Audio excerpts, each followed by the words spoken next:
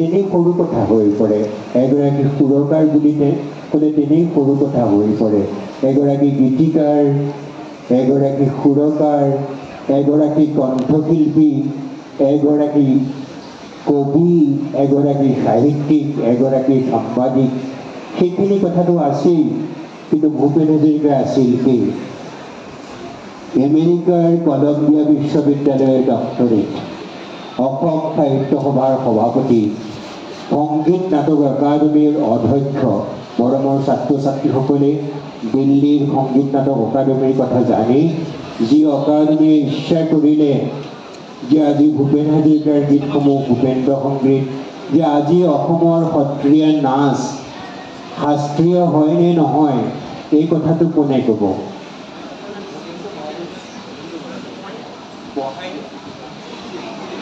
অসমৰ সত্ৰীয়া নাচ শাস্ত্ৰীয় হ'বনে নহয় কোনে ক'ব? স্বীকৃতি কোনে দিব? আমি কওঁ কেতিয়াবা যে শাস্ত্ৰীয় নৃত্যক, সত্ৰীয়া নৃত্যক শাস্ত্ৰীয় স্বীকৃতি দিব লাগে। আমি কেতিয়াবা কওঁ বৰগীতক শাস্ত্ৰীয় স্বীকৃতি দিব লাগে। আমি কেতিয়াবা কওঁ খোল বাদ্যৰ শাস্ত্ৰীয় স্বীকৃতি দিব লাগে। কোনে দিব? সেই দিয়াৰ অনুষ্ঠানটো হৈছে সংগীত নাটক অকাডেমী। সেই সংগীত নাটক অকাডেমীৰ অধ্যক্ষ পদ অলংকৃত কৰিছিল ডক্টৰ ভূপেন হাজৰিকাই। আৰু ছাত্ৰ ছাত্ৰীসকলে জানি ভাল পাব যে ডক্টৰ ভূপেন হাজৰিকাৰ অধ্যক্ষতাৰ কালছোৱাতেই অসমৰ সত্ৰীয়া নাচে শাস্ত্ৰীয় স্বীকৃতি লাভ কৰিছিল। ভূপেন হাজৰিকা বাংলাদেশৰ সৰ্বোচ্চ সন্মান মুক্তিযোদ্ধা সন্মানেৰে, মুক্তিযোদ্ধা অভিধাৰে সন্মানিত হৈছিল। ভাৰতবৰ্ষৰ শ্ৰেষ্ঠ সন্মান ভাৰত ৰত্ন অভিধাৰে সন্মানিত হৈছিল। ইমানখিনিৰ পাছত আমি যদি ভূপেন হাজৰিকাক এটা অভিধাৰ কথা ক'বলৈ যাওঁ, সুধাকণ্ঠ, গীতিকাৰ, গায়ক, সেইখিনিতো আছিল। কিন্তু কোনো বিশেষ অভিধাৰে ঢুকি নোপোৱা পণ্ডিত কুলৰ শিৰোমণি, এগৰাকী মহান পণ্ডিত, যাক পণ্ডিত কুলৰ শিৰোমণি বুলি কোৱা হৈছে। যি সময়ত ভূপেন হাজৰিকাই গীত গাইছিল কলিকতাত, আন গায়কে গীত গাইছিল, সেই সময়ত ভূপেন হাজৰিকা বিশ্ববিদ্যালয়ৰ এজন কমল ব্যক্তি হিচাপে কথা ক'বলৈ মাতি নিছিল। মই পুনৰ কৈছোঁ যে তেখেত আমেৰিকাৰ কলম্বিয়া বিশ্ববিদ্যালয়ৰ ডক্টৰেট। মই অকণমান আগৰ পৰা আৰম্ভ কৰিছোঁ। 1926 চনৰ আজিৰ 8 নৱেম্বৰ তাৰিখটো, 8 ছেপ্টেম্বৰত ডক্টৰ ভূপেন হাজৰিকাৰ জন্ম হৈছিল। এই কথা আমি সকলোৱে জানো। শদিয়াত জন্ম হৈছিল। শদিয়াত জন্ম হোৱা ভূপেন হাজৰিকা পিতৃ নীলকান্ত হাজৰিকা, মাতৃ শান্তিপ্ৰিয়া। তেখেত গুচি আহিছিল শদিয়াৰ পৰা, পৰিয়াল গুচি আহিছিল যোৰহাটলৈ, যোৰহাটৰ পৰা গুচি আহিছিল গুৱাহাটীলৈ। গুৱাহাটীৰ ভৰলু মুখত ভূপেন হাজৰিকাৰ পঢ়ুৱাবলৈ আৰম্ভ কৰিছিলে। ভূপেন হাজৰিকাই আত্মজীৱনীত লিখিছে যে মোৰ মাহীদেউ শিক্ষক, মোৰ ককাও শিক্ষক, মোৰ দেউতাও শিক্ষক, সেইকাৰণে মোক পঢ়ুৱাবলৈ আৰম্ভ কৰিলে। আৰু সেইকাৰণে তেওঁ যেতিয়া নাম লগাইছিলে একেবাৰে 3য় শ্ৰেণীত নাম লগাই দিছিলে। আৰু যেতিয়া মেট্ৰিক পৰীক্ষা দিছিলে তেখেতৰ বয়স তেতিয়া মাত্ৰ 14 বছৰ হৈছিলে মেট্ৰিক দিওঁতে। যেই হওক, সেই গৰাকী ভূপেন হাজৰিকাৰ পিতৃ নীলকান্তই যেতিয়া ওকালতি পাছ কৰিলে, মই আকৌ কৈছোঁ পিতৃ নীলকান্ত হাজৰিকা নাজিৰাৰ বাসিন্দা, নাজিৰাৰ বংশীধৰ হাজৰিকাৰ পুত্ৰ। সেই বংশীধৰ হাজৰিকা পুত্ৰ নীলকান্ত হাজৰিকা কটন কলেজত পঢ়িবলৈ আহিছিল। কটন কলেজত পঢ়িবলৈ আহোঁতেই শান্তিপ্ৰিয়াৰ লগত চিনাকি হৈছিল আৰু শান্তিপ্ৰিয়াৰ লগত বিবাহ হৈছিল। আৰু বিবাহ হোৱাৰ পিছত পিতৃ নীলকান্ত শিক্ষক হিচাপে চাকৰি পাইছিলে শদিয়াত, আৰু শদিয়াতে ভূপেন হাজৰিকাৰ জন্ম হৈছিল। মই কৈছোঁ যে ভৰলুমুখলৈ গুচি আহিছিলে, পঢ়িবলৈ আৰম্ভ কৰিছিলে। পিতৃয়ে পুনৰ ওকালতি পাছ কৰাৰ বাবে তেওঁ শিক্ষকতাৰ পৰা প্ৰমোচন হৈ ADC এডিশ্যনেল মাটিৰ হাকিম তেখেত হৈছিলে আৰু মাটিৰ হাকিম হৈ তেখেত তেজপুৰলৈ গৈছিলে তেজপুৰলৈ যাওঁতে ভূপেন হাজৰিকাই গীতে সকলোকে মুগ্ধ কৰিলে মৰমৰ ছাত্ৰ ছাত্ৰীসকল তেজপুৰক ভূপেন হাজৰিকাক আৱিষ্কাৰ কৰিলে জ্যোতিপ্ৰসাদ আগৰৱালা বিষ্ণুপ্ৰসাদ ৰাভা আৰু ফণী শৰ্মাই শৈশৱৰ পৰা গীত গাইছিলে শুনি শুনি গীত গাব পৰা হৈছিলে আৰু যেতিয়া জ্যোতিপ্ৰসাদ বিষ্ণু ৰাভাই আৱিষ্কাৰ কৰিলে সভাত গীত শুনি পিতৃ নীলকান্ত হাজৰিকাৰ ঘৰলৈ আহি জ্যোতিপ্ৰসাদ আগৰৱালা আৰু বিষ্ণুপ্ৰসাদ ৰাভাই ক'লে যে ল'ৰাটো আমাক দিয়ক অকণমানি ল'ৰাটো আমাক দিয়ক আমি কলিকতালৈ লৈ যাম কলিকতাত জয়মতী আৰু পুনীত কুঁৱৰী এই ৰেকৰ্ডৰ গীতখিনি গ্ৰামোফোন ৰেকৰ্ড অকণমান আগতে অসীম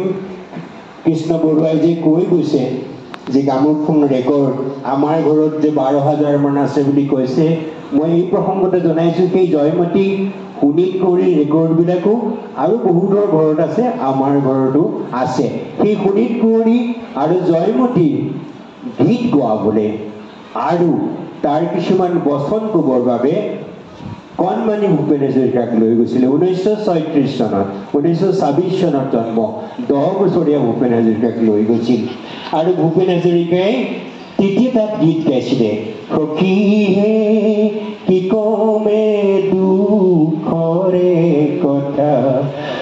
অমৃত মথতে বিহু মজিলে মিঠা মোহৰে তিতা অকণমানি ল'ৰাজনে গান গাইছিলে আৰু গান গাইছিলে ল'ৰা বুঢ়া কাকৈ ডালিমি নুবুজে তাত ইত্যাদি 8খন ৰেকৰ্ড 16খন ৰেকৰ্ড বাৰু এটা দিন সময় পাইছিলে মাজত তেওঁলোকে লৈ গৈছিলে যিমান দিন এদিন বাচি গ'ল 8খন 16খন ৰেকৰ্ড হৈ গ'ল জয়মতী আৰু পুনীত কুঁৱৰী তাৰ আগবছৰ জয়মতীখন চিনেমা হৈছিলে 1935 চনত সেই চিনেমাখনৰ শব্দবিলাক ভাল নোহোৱাৰ কাৰণে গ্ৰামোফোন ৰেকৰ্ডত কৰাৰ কথা চিন্তা কৰিলে এদিন যে সময় পালে এই যে আজি আমি এটা গান গালো এটিখন মুকুতাৰে ধন এনেই হেৰুৱালে নাহে উভতি জ্যোতিপ্ৰসাদ বিষ্ণু ৰাভাই সেই দৰ্শনক বিশ্বাস কৰিছিলে যে এদিনটো অথলে যাব নালাগে জ্যোতিপ্ৰসাদ আগৰৱালাই বিষ্ণু ৰাভাক ক'লে যে তুমি গান লিখা আৰু ভূপেনৰ হতুৱাই গোৱালা আবেলিলৈ লিখি দিলে গান এটা নহয় দুটা নহয় 4টা গান কি উলাহেৰে নাচি বাগি হলি বিয়া হ'ল কাকতে কলচি লৈ যায় ৰচকি বাই আজলি হিয়াৰ মাজে বিজুলি বান মাৰে আজলি হিয়াৰ মাজে বিজুলি বান মাৰে কোন কলিয়াই যমুনাৰ পাৰত বজায় মোহনকে বেনু এনেকুৱা 4টা গান লিখিলে একেদিনাই লিখিলে বিষ্ণুপ্ৰসাদ ৰাভাই একেদিনাই সুৰ কৰিলে আৰু একেদিনাই ভূপেন হাজৰিকাক শিকালে আৰু 4টা গান একেদিনাই ৰেকৰ্ডিং কৰিলে পাঁচবেলা গধূলিলৈ ৰেকৰ্ডিং কৰিলে সেই 4টা গানেই অৰ্থাৎ 2খন ৰেকৰ্ডেই মই মৰমৰ ছাত্ৰ ছাত্ৰীসকলক কৈছোঁ ৰেকৰ্ডবোৰ এনেকুৱা ক'লা 10 ইঞ্চি থাকে 10 ইঞ্চি এনেকৈ ঘূৰি ঘূৰি থাকিলে বাজে তাত এপিঠিত এটা গান 3.5 মিনিট লাগে এপিঠিত এটা গান 3.5 মিনিট লাগে 1936 চনত 10 বছৰ বয়সত 4টা গ্ৰামোফোনৰ গীত বাণীবদ্ধ কৰিলে ডক্টৰ ভূপেন হাজৰিকাই 1927 চনত তেখেতৰ সেই গীতখিনি ৰেকৰ্ড 2খন প্ৰকাশ হৈছিলে 1927 চনত ভূপেন হাজৰিকাই এটা গীত লিখিছিলে ধৰিছিল নামৰে টান কুসুম্বৰ পুত্ৰ শ্ৰীশংকৰ গুৰুৱে ধৰিছিল নামৰে টান কুসুম্বৰে পুত্ৰ এনেকুৱা আৰু তোমালোকে ছাত্ৰ ছাত্ৰীসকলে চাগে এই গীতটো শুনিছা 10 বছৰ বয়সত কাক স্মৰণ কৰিছে বৰবৰ ছাত্ৰ ছাত্ৰীসকল 10 বছৰীয়া ল'ৰা এগৰাকীয়ে কাক স্মৰণ কৰিছে শ্ৰীমন্ত শংকৰদেৱক আচৰিত কথা আমাৰ জ্যোতিপ্ৰসাদৰ ৰচনালৈও আমি শংকৰদেৱ পাম আচৰিত কথা যে বিষ্ণু ৰাভাকতো আমি শংকৰদেৱ পাম মই যে জ্যোতিপ্ৰসাদক শংকৰদেৱ পাম বুলি কৈছোঁ 14 বছৰ বয়সৰ পৰা 17 বছৰ কি 19 বছৰ বয়স হ'লে জ্যোতিপ্ৰসাদে পুনীত কুঁৱৰী নাটকখন লিখিছিল পুনীত কুঁৱৰী নাটকৰ এটা অধ্যায় এটা বিশ্ব কীৰ্তনৰ এটা অধ্যায় সন্নিৱিষ্ট কৰিছিল জ্যোতিপ্ৰসাদ আগৰৱালাই। কোনটো অধ্যায়? হেন মহাদিব্যবন দেখিলন্ত ত্ৰিনয়ন দিব্য কন্যা আছে একতাত। 14 বছৰীয়া ল'ৰা এজনে কীৰ্তনৰ এটা অধ্যায় নাটকত সন্নিৱিষ্ট কৰিবলৈ ঘৰখনত কিমান কীৰ্তনৰ চৰ্চা হ'ব লাগিব। একে কথা যে ভূপেন হাজৰিকায়ো 11 বছৰ বয়সত শ্ৰীমন্ত শংকৰদেৱক স্মৰণ কৰিলে। ছাত্ৰ ছাত্ৰীসকলে জানি ভাল পাব, মাতৃ শান্তিপ্ৰিয়ে গান গাইছিলে, বৰগীত শিকাইছিলে, বনগীত শিকাইছিলে, আৰু পিতৃয়ে ভাতৰ টেবুলত ভূপেন হাজৰিকাক নাটকৰ বচন শিকাইছিলে, ভাওনাৰ বচন শিকাইছিলে। মৰমৰ ছাত্ৰ ছাত্ৰীসকলক এটা অনুৰোধ কৰোঁ যে ভূপেন হাজৰিকাৰ এখন আত্মজীৱনী আছে, মই এটি যাযাবৰ। এই কিতাপখন পঢ়িলে আপোনাসবে ভূপেন হাজৰিকাৰ গোটেই জীৱনৰ কথা গম পাব, পিতৃয়ে কেনেকৈ বচন শিকাইছিলে। যেই হওক, এই জ্যোতিপ্ৰসাদ আগৰৱালা আৰু বিষ্ণুপ্ৰসাদ ৰাভাৰ পৰা জীৱনৰ গতি লাভ কৰিলে ভূপেন হাজৰিকাই। দৰ্শন শিকিলে, মানুহক মানুহ হিচাপে জুমি চোৱাৰ ছন্দ শিকিলে, মহামানৱতাৰ বাণী শিকিলে, জীৱনবোধৰ বাণী শিকিলে। আৰু সেইকাৰণে 1939 চনত ভূপেন হাজৰিকাই কিমান বছৰ হ'ব? এইপিনে 9 ফালে 4, 9 4 13 বছৰ বয়সত এটা গীত লিখিলে। কি গীত? অগ্নি যুগৰ ফিৰিঙঠি মই, অগ্নি যুগৰ ফিৰিঙঠি মই, নতুন অসম গঢ়িম। পাছৰ শব্দটো শুনক, সৰ্বহাৰাৰ সৰ্বস্ব পুনৰ ফিৰাই আনিম। যাৰ একো নাই, যে পৃথিৱীত চব হেৰুৱালে, সেইখিনি ঘূৰাই আনিম।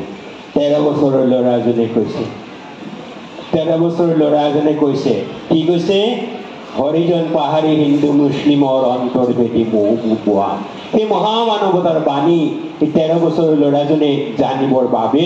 শিকিবৰ বাবে পৰিৱেশ আছিল, শিক্ষকসকল আছিল, আৰু মহান শিক্ষক আছিল জ্যোতিপ্ৰসাদ আগৰৱালা, বিষ্ণুপ্ৰসাদ ৰাভা, ফণী শৰ্মা, তেখেতৰ পিতৃ আৰু মাতৃ। আজিৰ যুগটো লগত তুলনা কৰিলে সেই যুগত শিকিবলৈ সিমান সুবিধা নাছিল, কিন্তু আজি মৰমৰ ছাত্ৰ ছাত্ৰীসকল অতি সৌভাগ্যৱান যে আপোনালোকে যি শিকো বোলে, যি গান শিকো বোলে, যি খোলৰ ছন্দ শিকো বোলে, যি ঢোলৰ ছন্দ শিকো বোলে শিকিব পাৰে। 1940 চনত ভূপেন হাজৰিকাই মেট্ৰিক পাছ কৰি কটন কলেজত নাম লগাইছিলে। কটন কলেজৰ পৰা তেখেতে মেট্ৰিক পাছ কৰাৰ পিছত কটন কলেজৰ পৰা IA পাছ কৰি বেনাৰসত গৈ স্নাতক আৰু স্নাতকোত্তৰ লৈছিলে। আৰু বানাৰসত থাকোঁতেই তাজমহল দেখিছিলে, আৰু তাজমহল দেখি গীত লিখিছিলে, কপি উঠে কিয় তাজমহল, কপি উঠে কিয় তাজ।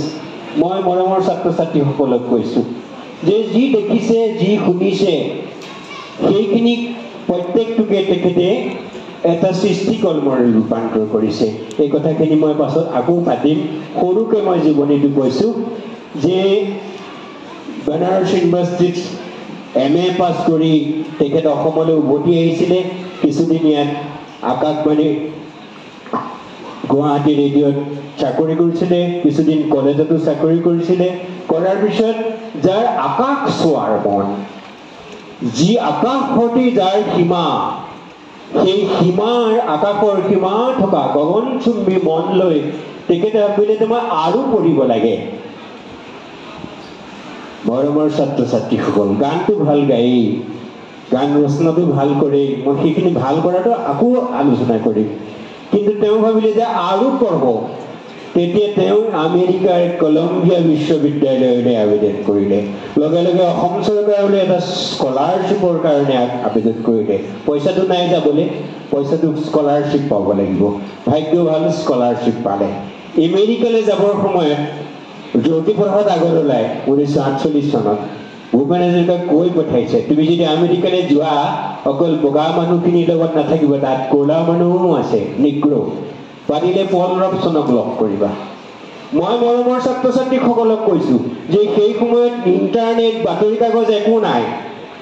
কিন্তু আমেৰিকাত যে পল ৰবচন আছে, এই কথাটো জ্যোতিপ্ৰসাদ আগৰৱালাই জানিছিলে মৰমৰ ছাত্ৰ ছাত্ৰীসকলক যদি আজি প্ৰশ্ন কৰোঁ আজি সব নেট ইণ্টাৰনেট সব থকাৰ সময়ত তোমালোকৰ কোনোবা বন্ধু বান্ধৱী যদি জাৰ্মানীলৈ যাব খোজে কোনজন দাৰ্শনিকক বা কোনজন বিজ্ঞানী বা কোনজন সংগীতজ্ঞক লগ কৰিবলৈ ক'বা এই প্ৰশ্ন মই তোমালোকলৈ এৰি গ'লো যিটো কৰিব পাৰিছিলে জ্যোতিপ্ৰসাদ আগৰৱালাই মই অভিভাৱকসকলকো তেনেকুৱা এটা প্ৰশ্ন এৰি থৈ গৈছোঁ যে হওক ভূপেন হাজৰিকা আমেৰিকালৈ গৈছিল আমেৰিকালৈ গৈ পল ৰবচনক লগ পাইছিল তাতেই তেওঁ গীত শিকিছিল পল ৰবচনৰ ৰাতি ৰাতি এখন কলেজ আছিলে ৰাতিৰ কলেজলৈ যায় সেই ৰাতিৰ কলেজত মানৱতাবাদৰ শিক্ষা দিয়া হয় জীৱনবোধৰ শিক্ষা দিয়া হয় নাটক আৰু জীৱন সাহিত্য আৰু জীৱন এনেকুৱা শিক্ষা দিয়া হয় সেই পল ৰবচনৰ ওচৰতে গীত শিকিছিলে পল ৰবচনে গীটাৰখন দেখুৱাই সুধিছিলে যে এখন কি ভূপেন হাজৰিকাই কৈছিলে গীটাৰ পল ৰবচনে কৈছিলে no it is a social instrument that can change the society এটা সামাজিক বাদ্য যে সমাজখনক পৰিৱৰ্তন কৰিব পাৰে সেই পল ৰবচনৰ ওচৰত ওল্ড মেন ৰিভাৰ এনেকুৱা গান শিকিছিলে বাৰু যি হওক মই আকৌ যাম তাতেই তেওঁ লগ পাইছিলে প্ৰিয়ম্বদা পেটেলক প্ৰিয়ম্বদা পেটেলৰ লগত তাতে বিয়া হৈছিলে সংসাৰখন মাত্ৰ 4 দিন মানে 4 কি 5 দিন বুলি কৈছে ভূপেন হাজৰিকাই এনেকুৱা কথা নহয় যে প্ৰিয়ম্বদা পেটেলৰ তেতিয়া পঢ়ি শেষ হৈছে শেষ হোৱাৰ কাৰণে প্ৰিয়ম্বদা পেটেল পিতৃগৃহলৈ গুচি যাব সেইকাৰণেহে গুচি গৈছে যে হওক প্ৰিয়ম্বদা পেটেল গুচি গৈছে ভূপেন হাজৰিকাই পঢ়িছে 52 চনত ডক্টৰেট কৰিছে মাছ কমিউনিকেশ্যনৰ ওপৰত role of mass communication in Indian adult education ভাৰতৰ প্ৰাপ্তবয়স্ক শিক্ষাৰ উন্নতিৰ বাবে এই গণমাধ্যমৰ কি দায়িত্ব আছে কি দায়িত্ব আছে ৰোল আছে এই বিষয়টোৰ ওপৰত ডক্টৰেট কৰিছিলে যে হওক 52 চনত ডক্টৰেট কৰি তেওঁ আমেৰিকালৈ আহিছিলে আহোঁতে এখন গীটাৰ কান্ধত লৈ আহিছিলে আহোঁতে তেওঁ কিন্তু তেওঁ শহুৰেকৰ ঘৰলৈ গৈছিলে পেটেলৰ ঘৰলৈ গৈছিলে আফ্ৰিকালৈ কাইৰোলৈ নীল নদীৰ পাৰলৈ তাতে এটা গীত লিখিছিলে গীতটো কি অতীতৰ বুৰঞ্জী লিখকে লিখিছিল ৰজা মহাৰজাৰ গান আজিৰ বুৰঞ্জী লিখকে লিখিছে মানুহৰ মুকুতিৰ গান অতীতৰ লিখকে ৰজা মহাৰজাৰ কথা লিখিছে আজিৰ লিখকে মানুহৰ মুক্তিৰ কথা লিখিছে গানত 1952 চনত হিচাপ কৰা বয়স কিমান হৈছে তেতিয়া 26 চনত জন্ম ইয়াৰ ল'ৰা ছোৱালীবিলাক বৰ চোকা ফটককে বয়সটো উলিয়াব পাৰিব 26ৰ পৰা 52 লৈ কিমান বছৰ কিমান 26 নে ঠিকে আছে 26 4 বছৰ 25 50 ঠিক আছে 25 বছৰ 26 বছৰ বয়স হৈছিলে 26 বছৰ বয়সত সেই গীতটো লিখিছিলে বাৰু ঘূৰি আহিছিলে আহি মুম্বাই পাইছিলে মুম্বাইত ৰৈ আছিলে প্ৰিয়ম্বদা পেটেল আৰু তেওঁৰ পুত্ৰ তেজ পুণ্যাক তাৰপিছতে অসমলৈ আহিছিলে অসমলৈ অহাৰ পিছত তেতিয়া গীতৰ ওপৰত গীত লিখিছিলে ভাৰতৰ গণনাট্য সংঘৰ লগত জড়িত হৈছিলে সেই যে গীতবিলাক আমি শুনো হেদোলা হেদোলা হেদোলা বৰ বৰ মানুহৰ দোলা এই গীতখিনি তেতিয়াৰ সময়ত কিবা কৈছে পঢ়িছে আন্ধাৰ কাটি নিশাতে ৰ'দ পুৱাবৰ হ'লে মাতিবা নোকাক এনেকুৱা যিখিনি গীত সেই সময়ত লিখিছে নতুন নতুন নিশা আহিল নতুন নিশা এই গীতখিনি লিখিছে আৰু এই গণনাট্যৰ লগত এই গীতখিনি গাই ফুৰিছিলে এই গীতখিনি শুনি তেতিয়াৰ অসমৰ শ্ৰোতাই দেখিলে যে আগৰ গানৰ লগত এই গানৰ কোনো মিল নাই সেই সময়তে এটা গান লিখিছে ভাং কিল ভাং ভাং ভাং ভাঙোতা কিল ভাং তোৰ গাম ভৰা নেমথা পিঠি তপত ৰ'দত যায় ফাটি তই নিজ হাতে কৰ দিয়া আদিতিয়ে যুগৰ সভ্যতাই আগবাঢ়ে তথাপিও তোৰ নাই গোট গাঁওতা এইখিনি তেনেকুৱা ধৰণৰ গান লিখিছিলে আৰু এই গানবোৰ শুনি ভূপেন হাজৰিকা খুব জনপ্ৰিয় হৈ পৰিছিলে মানুহৰ মাজত যে নতুন ধৰণৰ গান এটা আহিলে যেনেকৈ এতিয়া জুবিন গাৰ্গৰ গান শুনিলে এটা নতুন ধাৰা এটা আহিছিলে তেতিয়াৰ কাৰণে এই ধাৰাটো নতুন আছিলে আৰু জনপ্ৰিয় হৈ পৰিছিলে এই জনপ্ৰিয় হৈ পৰাৰ কাৰণে কি হয় ইংৰাজীত এটা কথা আছে পপুলাৰিটি ব্ৰিড কণ্টেম্প জনপ্ৰিয়তাই ঘৃণাৰ জন্ম দিয়ে এছামে ভূপেন হাজৰিকা ৰতনা ৰচু বুলি ধৰিলে যে ভূপেন হাজৰিকা এনেকুৱা ভূপেন হাজৰিকা আমুখে তেওঁ গানত সাম্যবাদৰ গুণ তেওঁ যে গান গাবলৈ গৈছে এই যে বিহুতলীত লতাশিল বিহুতলীত লৈতত বধুঙাই ওলাল শিহু আজি বোলে ৰঙালী বিহু বিহু সেই গানটোত কোনোবাই ক'লে যে এইটো চৰকাৰৰ বিৰোধী গীত এই মঞ্চলৈ উঠিবৰ সময়তে গানটো বন্ধ কৰি দিলে নালাগে তোমাৰ গান গাব যে হওক ভূপেন হাজৰিকা গান কিন্তু লিখিয়েই গ'ল সেই হেঙাৰবিলাকে তেখেতক ৰুধিব নোৱাৰিলে পাছৰ কালত তেখেতে কৈছে অহা যোৱাৰ বাটত কতনো হেঙাৰী কৰে মোক মিঠা উপকাৰ হেঙাৰী কৰে মোক মিঠা উপকাৰ ধেৰ হেঙাৰ আহিছিলে এইটোৱেই নহয় সমালোচনা কৰিছে তেখেতক তেখেতে সমালোচনাক ধনাত্মক দৃষ্টিৰে লৈছে সমালোচনাৰ অগণিৰে পৰি মোকো কৰা উন্নত তোমালোকে মোক যিমান সমালোচনা কৰিবা মই সিমানেই উন্নত হ'ম বাৰু এই ভূপেন হাজৰিকা যে আহিছিলে আমেৰিকাৰ পৰা আহোঁতে আটলাণ্টিক সাগৰত এটা গীত লিখিছিলে সেই গীতটো আছিলে সাগৰ সংগমত কতনো সাঁতুৰিলো সেই সাগৰ সংগমত কতনো সাঁতুৰিলো সেই গীতটোৰ মাজতে এটা শাৰী আছে ধ্বংসৰ আঘাতত পিছে আজি সংঘাত কৈছে সংঘাতে আনে মোৰ প্ৰশান্ত পাৰৰে প্ৰগতিৰ নতুন দিগন্ত সংঘাত যদি হ'ব পাৰে সংঘাতেও কিন্তু প্ৰগতিৰ নতুন দিগন্ত আনিব পাৰে মৰমৰ ছাত্ৰ ছাত্ৰীসকল ভূপেন হাজৰিকাক চাকৰি নিদিয়া হ'ল কোনেও সেই সময়ত ডক্টৰেটেই নাই তাকো কলম্বিয়া বিশ্ববিদ্যালয়ত ডক্টৰেট হিচাপ মতে তেখেত ডক্টৰেট কৰিবলৈ যাওঁতে কৈছিলে যে তোমালে DPI চাকৰিটো তাৰমানে ডাইৰেক্টৰ অফ হায়াৰ এডুকেশ্যনৰ চাকৰিটো তোমালে থৈ দিছোঁ কিন্তু এই যে গান শুনিলে তাৰপিছতে ক'লে নহ'ব মই ক'ৰ পৰা কৈছোঁ এই কথাবোৰ মই ইয়াৰ পৰা কৈ আছোঁ তেতিয়া তেখেতৰ অৱস্থা নাইকিয়া হৈছে অনেক কুৎসা ৰচনা কৰিছে যেই হওক 1954 চনত তেখেতক গুৱাহাটী বিশ্ববিদ্যালয়ত এটা অধ্যাপকৰ পদত যোগদান কৰিবলৈ সুযোগ পালে গুৱাহাটী বিশ্ববিদ্যালয়ত যোগদান কৰাৰ পিছতে এই দুবছৰ যিমানখিনি কুকৰ্থনা খাইছিলে এই গোটেই কথাখিনিৰে এখন নাটক লিখিলে মৰমৰ ছাত্ৰ ছাত্ৰীসকল জীৱনলৈ অহা সংঘাতখিনি এটা সৃষ্টিশীল কৰ্মলৈ ৰূপান্তৰ কৰিলে কি সৃষ্টিশীল কৰ্মলৈ ৰূপান্তৰ কৰিলে এখন নাটক লিখিলে নাটকখনৰ নাম এৰা বাটৰ সুৰ আৰু নাটকৰ শেষত নাটকখনৰ শেষ দৃশ্যত নায়কে অসম এৰি গুচি গৈছে তাৰমানে মই এই অসমত নাথাকোঁ তহঁতে মোক ইমান কৰিছ আমুক কৰিছ তামুক কৰিছ মই নাথাকোঁ অসমত গুচি যাম তথাপি কৈছে অসমৰ মাটিয়ে মোক ভুল নুবুজেতো মই তোমালোককে এৰিছোঁ মানুহবিলাককে বেয়া পাইছোঁ কিন্তু মই দেশখনক খুব ভাল পাওঁ অসমৰ মাটিয়ে মোক ভুল নুবুজেতো সেই বুলি কৈ এটা গান তাত সন্নিৱিষ্ট কৰিছে কোনটো গান জনা কৰে ৰাতি অসমীৰে মাটি জিলিকি সৰে এইখন মোৰ নিশ্চয় আপোন এই দেশখন নিশ্চয় আপোন বুলি কৈছে তৰাই ধেমালি কৰে আমাৰ গাঁৱৰ বুৱতী সুতি ইত্যাদি যে মই মৰমৰ ছাত্ৰ ছাত্ৰীসকলক কৈছোঁ আজি ভূপেন হাজৰিকাৰ জন্মোৎসৱ পাতিবলৈ লৈছোঁ জন্ম শতবৰ্ষ পাতিবলৈ লৈছোঁ জন্ম শতবৰ্ষ অসমত কেইগৰাকীমান বৰেণ্য পণ্ডিতৰহে পাইছিলে কোনে কোনে পাইছিলে লক্ষ্মীনাথ বেজবৰুৱা জ্যোতিপ্ৰসাদ আগৰৱালা বৰ্ণাঢ্যভাৱে আৰু বহুতৰ হৈছে বৰ্ণাঢ্যভাৱে আৰু অতি বৰ্ণাঢ্যভাৱে ৰজাগৰে প্ৰজাগৰে পাতিবলৈ লৈছে ডক্টৰ ভূপেন হাজৰিকা মই আকৌ কৈ আছোঁ যে 54 চনত অধ্যাপকৰ চাকৰিত যোগ দিয়াৰ পাছত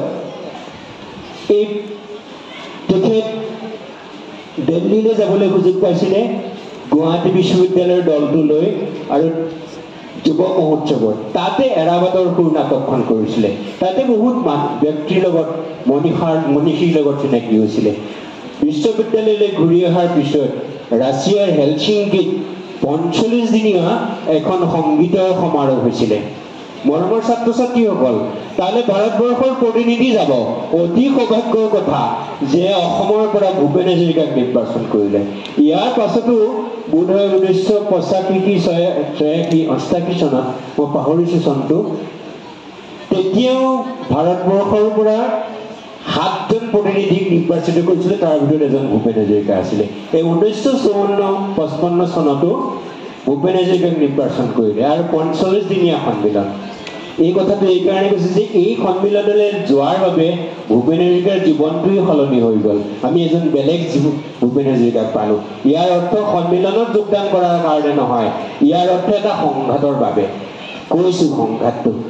45 দিন গৈছে য'ত মকবুল ফিদা গৈছে বলৰাজ চাহিনী গৈছে ইত্যাদি টলষ্টয়ৰ নাতিনীয়েক তালৈ গৈছে যোৱাৰ পিছত যেতিয়া ঘূৰি আহিলে দিল্লীৰ পৰা ৰেলত আহিব লগা হ'ল টেলিগ্ৰাম কৰি জনালে যে মোৰ 3 দিন দেৰি হ'ব 3 দিন দেৰিকে পোৱাৰ বাবে পলম হোৱাৰ বাবে 3 দিনৰ দৰমহা কাটিলে শিল্পীবিলাক বৰ অনুভূতিশীল চেঞ্চিটিভ তেওঁ অনুৰোধ কৰিলে যে দৰমহা কটাৰ সিদ্ধান্তটো যদি পুনৰ বিবেচনা কৰা নহয় মই চাকৰিৰ পৰা পদত্যাগ কৰিম কোনেও একো নামাতিলে এই আত্মনিৰ্ভৰণীত লিখিছে যে কোনেও একো নামাতিলে আত্মঅভিমানী স্ব-অভিমানী শিল্পী সত্তা ভূপেন হাজৰিকাই গুৱাহাটী বিশ্ববিদ্যালয়ৰ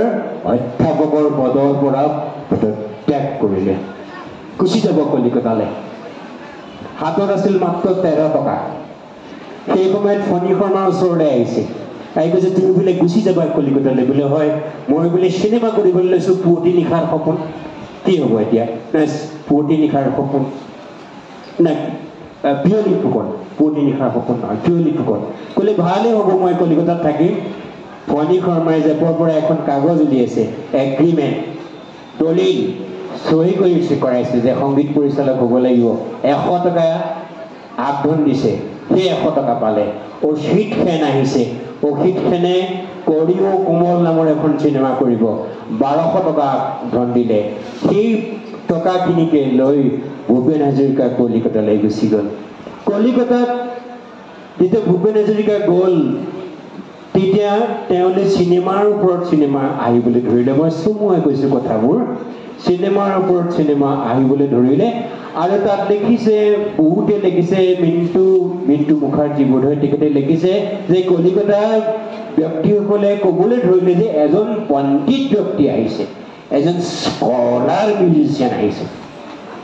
এজন সংগীতজ্ঞ এজন স্কলাৰ হোৱাটো বহুত ডাঙৰ কথা মিউজিচিয়ান বহুত আছে তেখেতসকলক সন্মান জনাই গৈছো কিন্তু ভূপেন হাজৰিকা স্কলাৰ পণ্ডিত আৰু এজন পণ্ডিত মিউজিক ডাইৰেক্টৰ কলিকতালৈ আহিছে আৰু তেতিয়া কলিকতাত যিটো গানৰ ধাৰা আছিলে মিণ্টু মুখাৰ্জী তেখেতৰ মিণ্টু মুখাৰ্জী নহ'ব পাৰে দেই মিণ্টু কি আছিলে মই মিণ্টু বুলি কৈছো নামটো তেখেতে লিখিছে যোৱাবাৰ সাতখৰিত প্ৰবন্ধটো আছে আগতেই লিখা অনুবাদ কৰিছে সেই অনুবাদটো পঢ়িলে পাব যে ভূপেন হাজৰিকাই অসমৰ সংগীতৰ ধাৰাটো সলোৱাই নহয় বংগদেশৰ যিটো সংগীতৰ ধাৰা সেই ধাৰাটো সলাই পেলালে HMVত ৰেকৰ্ড হৈছিলে শ্যামল মিত্ৰৰ আপোনালোকে নাম শুনিব পাৰে নৱ নৱ বহাগীয়াহে অসমীয়াত কোৱা সেই শ্যামল মিত্ৰ সৰু ল'ৰাজনে গান গায় HMVত ডাইৰেক্টৰ মেনেজাৰে লৈ আহি ভূপেনক কৈছে এই ল'ৰাটোৱে বৰ ভাল গান গায় কি এনেকুৱা ধৰণৰ গান গায় আপুনি এটা আপোনাৰ মতে গান দিয়ক তেতিয়া শ্যামল মিত্ৰক যি গান দিছিলে সেই গানে খুব অভিলেখ সংখ্যক কামখন ৰেকৰ্ড বিক্ৰী হৈছিলে আজিকালি যেনেকৈ কেছেট বিক্ৰী এটা সময়ত কেছেট বিক্ৰী হৈছিলে CD বিক্ৰী হৈছিলে আজিকালি যেনেকৈ ইউটিউবৰ ভিউৱাৰ্ছ বাঢ়ে সেই সময়ত ইউটিউবৰ ভিউৱাৰ্ছ নহয় এখন ৰেকৰ্ড কিমান বিক্ৰী হয় যি হওক সেই এটা ধাৰা সলনি কৰিছিলে আৰু ভূপেন হাজৰিকাই গীত গাই খাম বুলি ভবা নাছিলে তেওঁ গীত বেচিম বুলি ভবা নাছিলে গীত গাই টকা উপাৰ্জন কৰিম বুলি ভবা নাছিলে তেনে টকা ক'ৰ পৰা উপাৰ্জন কৰিব তেওঁ চিনেমা নিৰ্মাণ কৰি টকা উপাৰ্জন কৰিব চিনেমাৰ সংগীত পৰিচালনা কৰি ধন উপাৰ্জন কৰিব ৩৫খন অসমীয়া চিনেমা তেখেতে সংগীত পৰিচালনা কৰিছে নিজে বোলছবি নিৰ্মাণ কৰিছে তিও দৰমিয়া ৰুদালি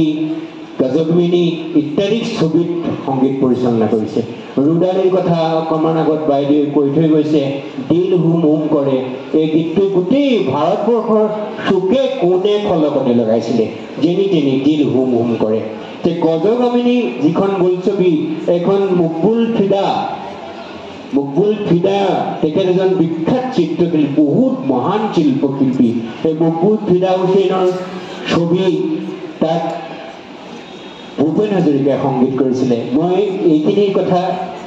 লাহে লাহে কম বুলি ভাবি আছো যে হওক ভূপেন হাজৰিকাই নিজে চিনেমা কৰি সংগীত কৰি আৰু সংগীত পৰিচালনা কৰি নিজৰ উপাৰ্জনৰ কথা চিন্তা কৰিছিলে কিন্তু গীত গাব লগা হ'ল পিছত তেখেতে প্ৰথম চিনেমা কৰিলে এই যে মই এৰাবাটৰ সুৰৰ কথা কৈছিলোঁ অসমৰ মানুহে ভুল নুবুজেতো এই এৰাবাটৰ সুৰখন 1956 চনত তেখেতে চিনেমা কৰিছে তাতে প্ৰিয়ম্বদা হাজৰিকাই সাগৰ সংগমৰ গীতটোত নাচিছিলে যে হওক তাৰপিছত মাহুত বন্ধুৰে এই গোৱালপৰীয়া লোকগীতক এটা সময়ত দেশী গীত বুলিছিলে মৰমৰ ছাত্ৰ ছাত্ৰীসকল এই যে গোৱালপৰীয়া লোকগীত বুলি কওঁ এই নামটো কোনে দিয়া এই নামটো ভূপেন হাজৰিকাই দিয়া তে প্ৰকৃতি চন্দ্ৰ বৰুৱাৰ ঘৰলৈ আহিছিল ভূপেন হাজৰিকা প্ৰমথেশ বৰুৱালৈ আহিছিলে প্ৰমথেশ বৰুৱাক আমি চবেই জানো দেৱদাস চিনেমাৰ কাৰণে বিখ্যাত প্ৰমথেশ বৰুৱাই প্ৰকৃতি চন্দ্ৰ বৰুৱাৰ ঘৰলৈ ভূপেন হাজৰিকাক লৈ আহিছিলে আহোঁতে জীয়েকে প্ৰতিমা বৰুৱাই গীত গাই শুনাইছিলে এই যে হাতীমাৰৰ গীত মাওক চাৰিলুং বাপক চাৰিলুং ভাবেৰ বাৰী গোৱালপাৰা চাৰি আহিলুং সখী অল্প বয়সীৰ নাৰী এই গীতখিনি যেতিয়া ভূপেন হাজৰিকাই শুনিছিল আমিতো বহুত গীত শুনিছো আমিতো একোৱেই নাভাবোঁ কিন্তু ভূপেন হাজৰিকাই যেতিয়া শুনিছিল যে এইখিনিতো সাংঘাতিক ঐশ্বৰ্য অসমৰ এইখিনিতো সংস্কৃতিৰ এটা অংগ কি গান বোলে ক'লে যে দেশী গান দেশী গান নহয় এইখিনি কি গীত গোৱালপাৰীয়া লোকগীত এই গোৱালপাৰীয়া লোকগীত নামটো ভূপেন হাজৰিকাই দিলে আৰু তাৰ ভিত্তিতে এখন চিনেমা কৰিলে চিনেমাখনৰ নাম মাহুত বন্ধুৰে সেইখনে ৰাষ্ট্ৰপতিৰ পুৰস্কাৰ পাইছিলে জৱাহৰলাল নেহৰুৱে তেখেতক বঁটা দিছিলে 1957 চনত তেখেতে পাছত আৰু বহুত বোলছবি কৰিছে বহুত চিনেমাত সংগীত কৰিছে আহি আছে ভূপেন হাজৰিকাই কিবা সমস্যা গীত ৰচনা কৰিছে পুনৰ জনপ্ৰিয় হৈছে দেশক ভাল পোৱা মানুহক ভাল পোৱা জাতিক ভাল পোৱা মানৱতাৰ বোধ দেশপ্ৰেমেৰ উদ্বুদ্ধ হৈ গীত ৰচনা কৰিছে আৰু সেই গীতখিনি ইমান বেছি জনপ্ৰিয় হৈছিলে 1952-53 চনত যেনেকৈ তেখেতক আক্ৰমণ কৰিছিলে কলিকতালৈ গুচি যোৱাৰ পিছতো 1967-68 চনত আকৌ অসমৰ এখন বাতৰি কাকতত তেখেতৰ ওপৰত আক্ৰমণ হ'ল বহুত আক্ৰমণ হ'ল সেই আক্ৰমণৰ গোটেই কথাখিনি আপোনালোকে ইয়াত পঢ়িবলৈ পাব সেই সময়ত ভূপেন হাজৰিকাই গীত ৰচনা কৰিছে দেশক ভাল পোৱাৰ গীত আমি অসমীয়া নহওঁ দুখীয়া বুলি সান্তনা লভিলে নহ'ব এই গীতটোৰ প্ৰস্তাৱনাত এনে গীত বহুত কম আছে যি গীতত ৰেফাৰেঞ্চ দিছে আমি যেনেকৈ কেতিয়াবা প্ৰবন্ধ লিখোঁতে যে আমুকে কৈছে ডাক্তৰ নাৰায়ণ শৰ্মাই কৈছে বুলি যে এটা প্ৰবন্ধ লিখোঁ গীতত এনেকৈ উদ্ধকমাৰ মাজত গীতত এনেকৈ ৰেফাৰেঞ্চ দিয়া উদ্ধৃতি দিয়া বৰ কম দেখা যায় ভূপেন হাজৰিকাই গীতত কেনেকৈ উদ্ধৃতি দিছে চাওক মই আগতেই কৈছোঁ যে নতুন এটা ট্ৰেণ্ড আনিলে এটা শৈলী আনিলে গীতত উদ্ধৃতি এনেকৈ দিছে সাহিত্য সম্ৰাট বেজবৰুৱাদেৱে কৈছিল এয়া কৈয়ে দিলে আমি অসমীয়া নহওঁ দুখীয়া কিহৰ দুখীয়া হওঁ সঁচা পিছে বুলি কৈ গানটো আৰম্ভ কৰিলে কি কৰিলে আমি অসমীয়া নহওঁ দুখীয়া বুলি সান্তনা লভিলে নহ'ব আজি অসমীয়াই নিজক নিচিনিলে অসম ৰসাতলে যাব মৰমৰ ছাত্ৰ ছাত্ৰীসকল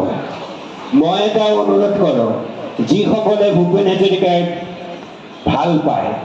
গীত গাবলৈ বিচাৰে অথচ নিজৰ কণ্ঠই গীত গাবলৈ নুকুলায় বহুত আছে বৰ সুন্দৰ ছবি আঁকে ডাঙৰ সংগীতজ্ঞ গান গাব নোৱাৰিবও পাৰে তেওঁলোক আন ধৰণে চকা ল'ৰা সেইসকলক মই এটা অনুৰোধ জনাওঁ কি যে আমি গীতটো এনেই গাব পাৰোঁ কেনেকৈ আমি অসমীয়া নহওঁ দুখীয়া বুলি সান্তনা ল'বলৈ নহ'ব আজিৰ অসমীয়াই নিজক নিচিনিলে অসম ৰসাতলৈ যাব নানা জাতি উপজাতি ৰহণীয়া কৃষ্টি আঁকোৱালি লৈ হৈছিল সৃষ্টি এই মোৰ অসম দেশ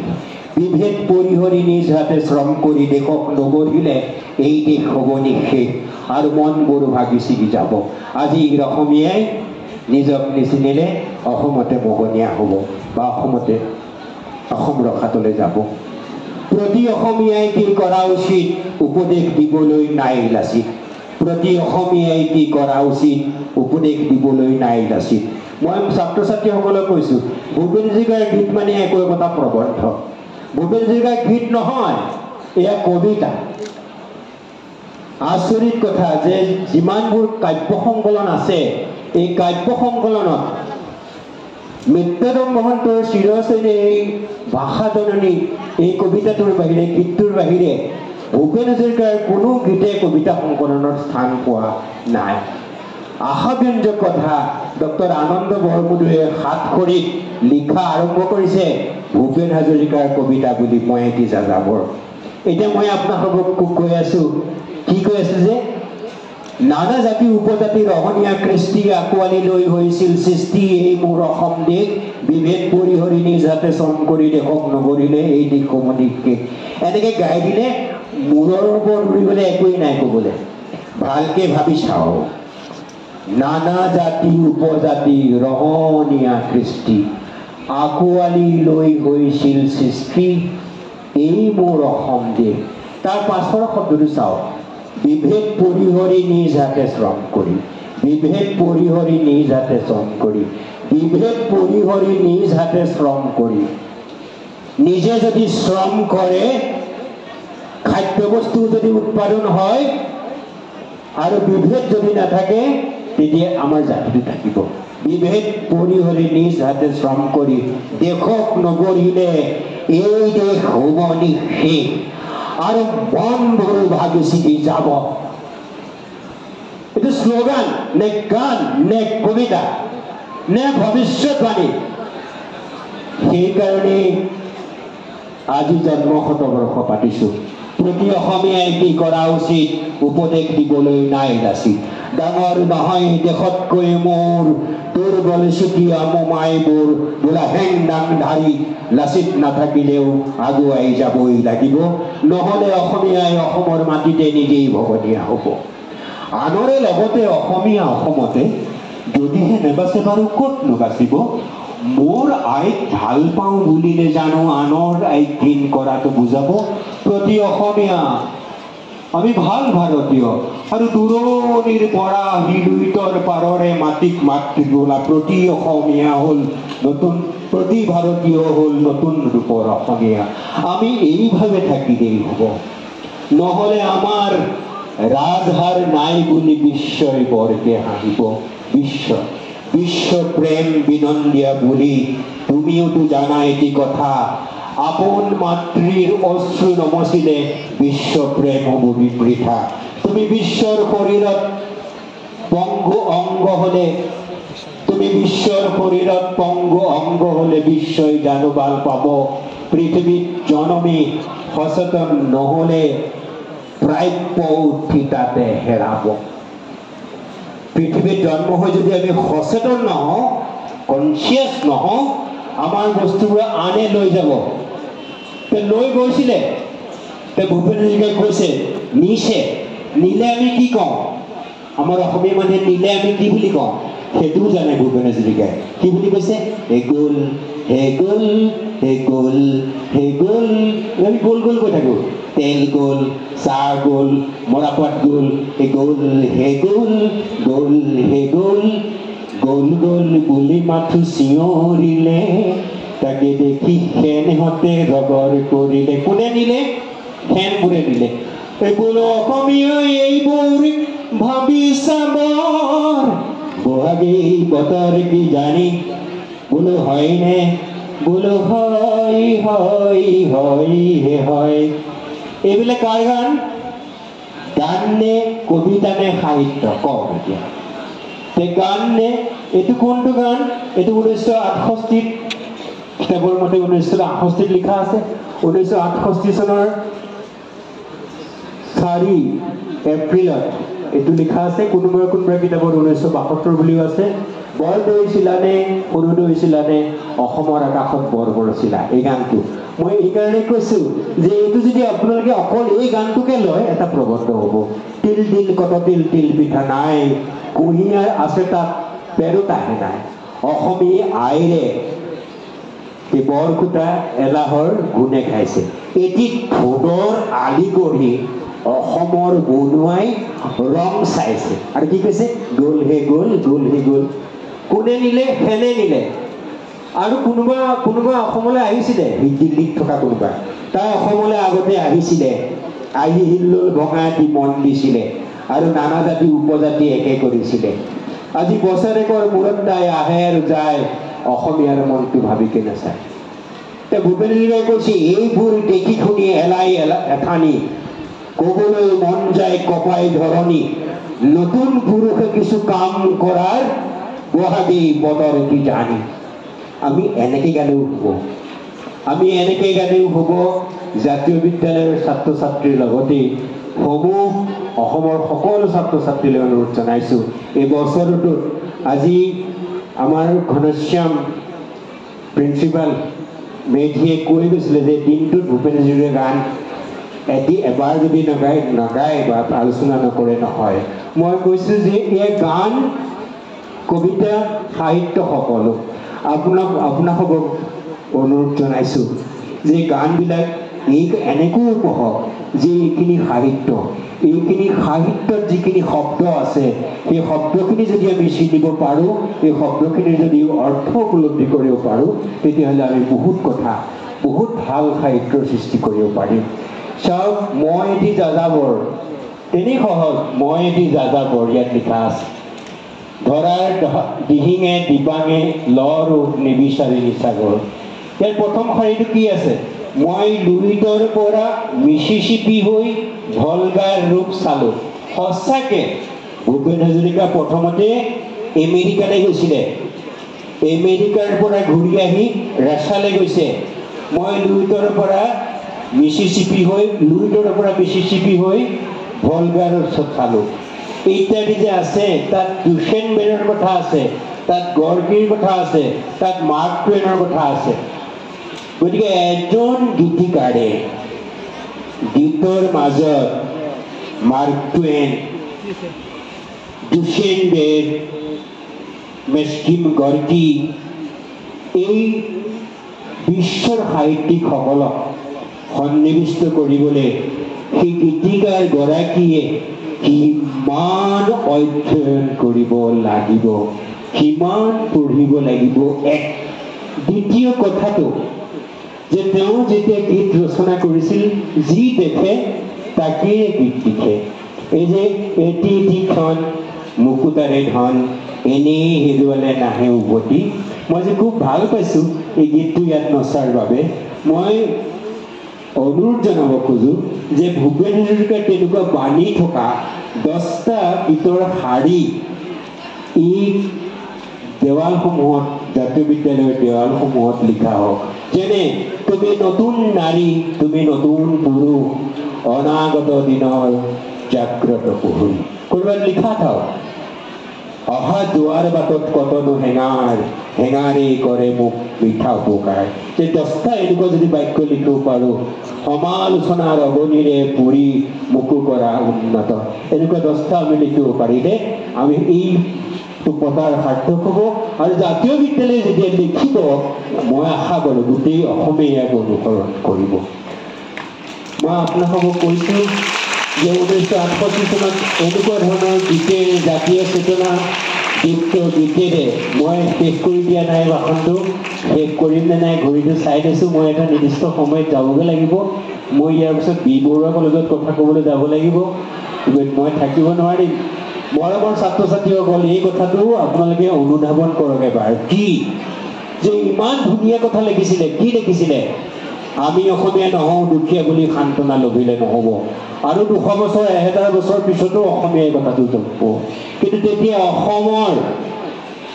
এছাম মানুহে ভূপেন হাজৰিকাৰ আকৌ কুৎসা ৰচনা কৰিবলৈ আৰম্ভ কৰিলে কিন্তু আদৰ্শ যদি ল'ব খুজিছোঁ তেতিয়াহ'লে ভূপেন হাজৰিকাৰ সেই আদৰ্শৰ ল'ম যে সেই সমালোচনা ভৎসনা অপবাদ দুৰ্নাম কিহে ভূপেন হাজৰিকাক তলাব নোৱাৰিলে এনেকুৱা অপবাদো কৰিছিলে যে ভূপেন হাজৰিকাৰ ডক্টৰেটটো ভুৱা তেতিয়াৰ দিনত আজিকালিৰ নিচিনা নহয় কিন্তু কলম্বিয়াৰ পৰা খবৰটো আহিবলৈ বহুত সময় লাগিব নেট ফোনটো নাই ভুৱা বুলি কৈ দিয়াৰ লগে লগে ভুৱা হৈ গ'ল গোটেইখন কিন্তু ভূপেন হাজৰিকা যে সত্যত আছিলে থকাৰ বাবে তেখেতে কৰ কোনো পৰৱাৰ কৰা নাছিলে এগৰাকী সাহসী যুগদ্ৰষ্টা যুগনায়ক আছিলে চীনা যুদ্ধৰ সময়ত যিখিনি গীত ৰচনা কৰিছিল সেই গীতৰ ভাষা যদি আপোনালোকে চায় যে কেনেকুৱা দেশপ্ৰেম থাকিব লাগিব যে ৰণক্লান্ত নহয় নিজে এজন সৈন্য হৈছে আৰু তেওঁ গীত ৰচনা কৰিবৰ কাৰণে নিজে টেবুলৰ ওপৰত বহি গীত ৰচনা কৰা নাই গীত ৰচনা কৰিবৰ কাৰণে ডিচেম্বৰ মাহৰ ঠাণ্ডাৰ এই চীনা যুদ্ধৰ সময়ত 1962 চনত চীন ভাৰতৰ যুদ্ধ হৈছিলে মৰমৰ ছাত্ৰ ছাত্ৰীসকল চীন ভাৰতৰ যুদ্ধ হওঁতে তেজপুৰৰ মানুহ পলাবলৈ আৰম্ভ কৰিছিলে অসমখন চীনে ল'ব খুজিছিলে সেই সময়ত যুদ্ধ যেতিয়া অলপ থমিছিলে মৃত সৈন্যসকলৰ মাজলৈ ভূপেন হাজৰিকা আৰু কেইজনমান সহযাত্ৰী জীপ চলাই গুচি গৈছিলে আৰু মৰাশবিলাকক চাই মৃত সৈনিকক চাই চাই এটা গীত লিখিছিলে কি গীতটো লিখিছিলে কত জোৱানৰ মৃত্যু হ'ল মৰমৰ ছাত্ৰ ছাত্ৰীসকল বন্ধুসকল এই গীতটো টেবুলৰ ওপৰত বহি অনুভৱ কৰি চাহ খাই খাই লিখা নাছিলে মৃত সৈনিকৰ মাজত থাকি পদে পদে ভয়াত্ম এটা পৰিৱেশত গানটো ৰচনা কৰিছিলে কত জোৱানৰ মৃত্যু হ'ল তাৰপিছত খঙত লিখিছে তহঁতে আমাৰ ইমান সৈন্য মাৰি দি তাৰপিছত লিখিছে ৰণক্লান্ত নহওঁ সেই মুহূৰ্তলৈ যি মুহূৰ্তলৈ মোৰ সীমান্ততে শেষ শত্ৰু দৈত্যটিৰ নহয় পতন গম গমাই আজি জনাই মোৰ অগণন জোৱানৰ মৰণাস্ত এইখিনি কথাতে কৈছে চীন দেশক গালি পাৰিছে বুদ্ধ গান্ধীক পদাঘাত কৰিলি পঞ্চশীলক তাক বুলি হাঁহিলি তোৰ গৰ্ব হ'ব দম্ভ তৰ্ক যাব ভাৰত সিংহ আজি জাগ্ৰত হ'ল শেষ কৰি দিব হ'ল নেকি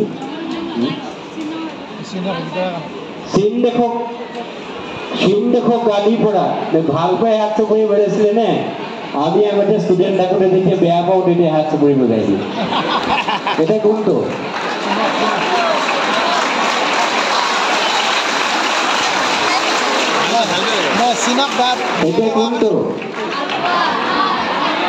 এতিয়া কোনটো আমি কথা কোৱা মানুহবোৰো বৰ অনুভূতি প্ৰবল কেতিয়াবা ৰঙা চিঙা পৰি যাওঁগে দুখ লাগি যায়গে ইমানবিলাক কথা মইতো কিতাপ চৰাই কোৱা নাই পঞ্চশীলক ত্ৰাস বুলি ভূপেন হাজৰিকাই কৈছে বিশাল এচিৰাৰ সংগতি নাকিলি তোৰ গৰ্ব হ'ব দম্ভ তৰ্ক যাব ভাৰত সিংহ আজি জাগ্ৰত হ'ল এইজনা মহামনীষীয়ে 1911 চনৰ 5 নৱেম্বৰত আমাক সকলোকে কন্দুৱাই পৰলোকলৈ গুচি গৈছিল মৰমৰ ছাত্ৰ ছাত্ৰীসকল ডক্টৰ ভূপেন হাজৰিকাৰ জীৱনটোৱে এক সংগ্ৰাম আজি আমি যিমান মিশ্ৰণভাৱে তেখেতৰ গীত শুনিছোঁ, যিমান মিশ্ৰণভাৱে তেখেতৰ গীতৰ অৰ্থ উপলব্ধি কৰিছোঁ, 1980 চনমানলৈকে ভূপেন হাজৰিকাৰ জীৱনটো এটা সংগ্ৰামৰ জীৱন আছিল। সেই সংগ্ৰামৰ জীৱনৰ পৃষ্ঠাসমূহ যদি উপলব্ধি কৰিব পাৰে, অধ্যয়ন কৰিব পাৰে, মই ভাবোঁ প্ৰত্যেকজনেই জীৱন গঢ়াৰ গভীৰ দৃঢ় সংকল্প গ্ৰহণ কৰিব পাৰে। মই এইখিনি কথাৰেই সামৰণি মাৰিছোঁ।